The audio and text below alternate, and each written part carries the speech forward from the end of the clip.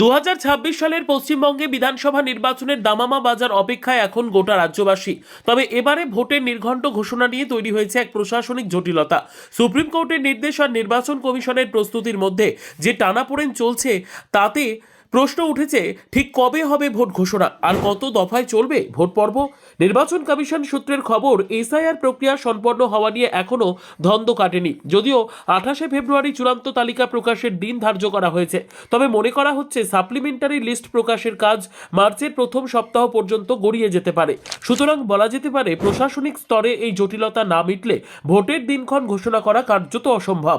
নিয়ম অনুযায়ী ভোটার তালিকা চূড়ান্ত না করে নির্বাচন ঘোষণা করা যায় না। ফলে ভোটের দিনক্ষণ ঘোষণা যে এখনই বলা সম্ভব নয় তা বেশ বুঝতে পারছে রাজনৈতিক মহল।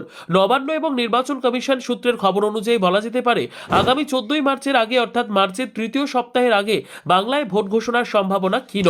বর্তমান বিধানসভার মেয়াদ শেষ হচ্ছে 7ই মে। সেই সময়সীমার কথা মাথায় রাখলে ভোট প্রক্রিয়া শুরু হতে পারে এপ্রিলের তৃতীয় সপ্তাহে, অর্থাৎ হাতে সময় অত্যন্ত কম। রাজ্য প্রশাসনের সঙ্গে কমিশনের উচ্চ পর্যায়ের বৈঠক এখনও বাকি রয়েছে, যা ভোট প্রস্তুতির অন্যতম প্রধান ধাপ। তৃণমূল কংগ্রেসের পক্ষ থেকে ইতিমধ্যেই ক্ষোভ প্রকাশ করা হয়েছে। দলের মুখপাত্র তন্ময় ঘোষের দাবি, নির্বাচন কমিশনের উচিত ছিল আগে থেকেই পরিস্থিতির গুরুত্ব বোঝা। শেষ মুহূর্তেই তাড়াহুড়ো ভোটারদের মধ্যে বিভ্রান্তি তৈরি করতে পারে। অন্যদিকে খবর মিলছে যে এবার বাংলায় সম্ভবত 3 থেকে 4 দফায় ভোট হতে পারে। দীর্ঘ দফায় ভোট হলে প্রশাসনিক জটিলতার সঙ্গে কেন্দ্রীয় বাহিনীর মোতায়েন নিয়ে যে সমস্যা হয় তা এড়াতেই সম্ভবত দফার সংখ্যা কমানোর কথা ভাবছে কমিশন। 2026-এর এই নির্বাচন সুষ্ঠুভাবে সম্পন্ন করা কমিশনের কাছে এক বিশাল চ্যালেঞ্জ হয়ে দাঁড়িয়েছে।